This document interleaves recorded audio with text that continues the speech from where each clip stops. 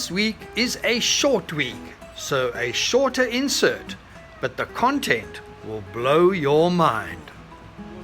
Welcome to another episode of Sorting the Cuck of the Past Out. And we are sorting it out good and proper.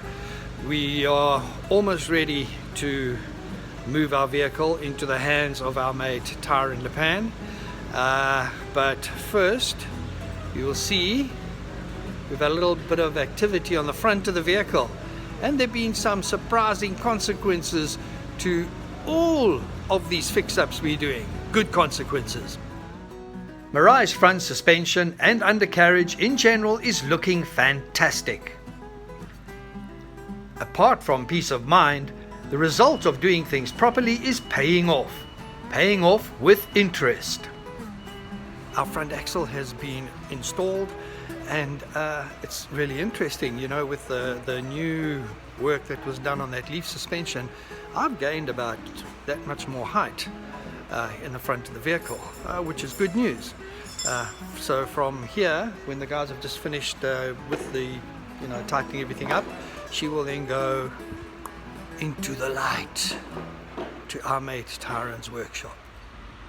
The really lacquer thing here is that the professional work being done is contagious. Now, those consequences that I mentioned earlier also have worked on the rear of the vehicle. You can see we've got a lot more clearance. So all around, our baby is now going to be looking pretty buff when we are done here, and that is really fantastic news. We're still uncovering disturbing workmanship of varying degrees as we move through Meraai. There was a bit of a delay in installing the power steering box, and that was, believe it or not, because all the bolts were different sizes and none of them fitted nice and tightly. They were a bit loose, so this steering box had a serious wobble. That has now been sorted out. However, hold on to your false teeth, folks. In a short while, I will share some really mind-blowing SH1T with you all. But before we get there, standing here looking at Meraai, I am falling in love again. I'll be dead honest with you, things took a serious knock. When I say things, I'm talking about the way I felt about this vehicle and what it had done to Mariki and my lives. So let's say a bit of resentment towards her, but when I'm looking at her now, I am really, really, really falling in love again, and that's a massive step forward. These days when I leave Meraai, I do not have that angst feeling in my gut. Having said that, our local power supply or non-supply company, Eskom, can raise my blood pressure in seconds. My South African mates will know exactly what I am talking about when I mention rolling blackouts. Those of you who are following us from other countries, well, we have our power cut off by our so-called power utility. Now here's the bitch. You plan around that.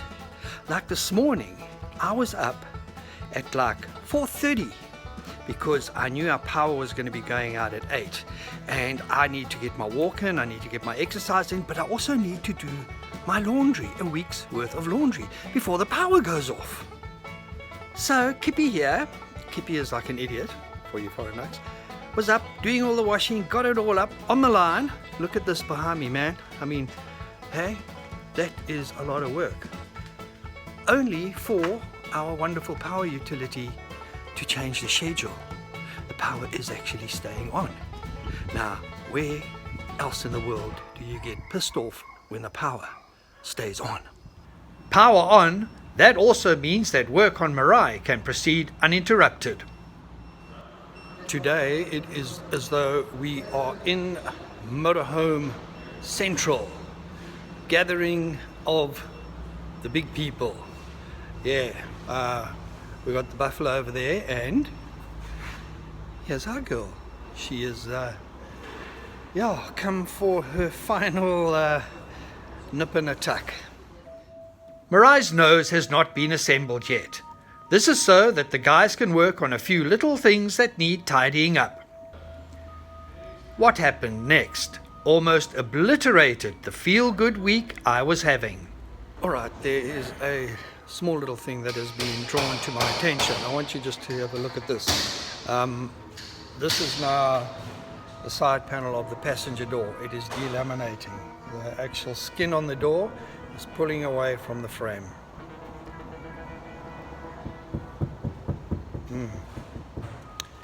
Yeah. This is the point that I must remind you all once again that East Coast Scratch and Dent is a body shop, a panel beating shop. I recorded this interview on the 29th of September 2020. Ram, tell me a bit about East Coast Scratch and Dent. Who are you? What do you guys do? Okay, we're doing all modifications here. We do panel beating, fiberglass work, conversions, mechanical, but mainly spray painting, and panel beating is our main source of income here. And then we're here now 3 years. We're enjoying it, and it's our passion, and we love it. It's fun. What do you think about this bussy? This bussy is going to look awesome when we're done with it. I think we've got a lot of plans on this bus to make it a nice camper, all-rounder that you can go anywhere with it. I think it's going to be nice and spacious when we're done with it. Yeah. There's a lot of work going into it now, so I think the transformation on it is going to be awesome at the end of the day. So much has happened since then. Meraai and I are picking up the pieces of our dream and rebuilding that dream. These days it is comforting to know that the people we have hired to help us have our best interests at heart. We are going to have to wait a little bit longer to take possession of a vehicle that we feel safe driving in. Probably early next year, end of Jan. But oh man, it just really does freak me out. I mean, I think things are lifting up. We see something else, like that door panel now has got me. I just think, well, what else? What's going to fall apart when we do hit some really rough terrain? But anyway, fuck, man. Anyway, it is the end of the week. It is the end of my insert. We will have one more before year end. And I will try and get it out. It'll probably, it's Christmas then. I think it's Christmas Day. I'll try and get something out before then. So anyway, guys, until then, if you're on holiday, if you're driving, please drive safely. There's a lot of assholes on the road. Rest often and look after yourselves, and please just keep safe.